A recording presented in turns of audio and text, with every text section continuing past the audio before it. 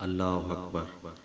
امام مالک رحمۃ اللہ علیہ کی مبارک دور کی بات ہے کہ ایک شخص اپنی بیوی سے بڑا تنگ تھا اور اسے ہر حالت میں طلاق دینا چاہتا تھا۔ ایک دن اس نے دیکھا کہ اس کی بیوی سیڑھیاں چڑھ رہی ہے۔ اس نے بیوی کو مخاطب کیا اور کہنے لگا، سنو، اگر تو اوپر چڑھی تو تجھے طلاق، نیچے اتری تو طلاق، اور اپنی جگہ کھڑی رہی تو پھر بھی طلاق۔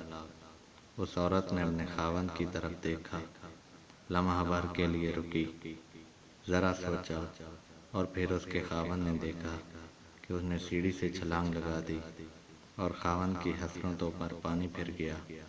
اپنی بیوی سے مخاطب ہوا، میرے ماں باپ تجھ پر قربان، تو کتنی بڑی فقیہ ہے۔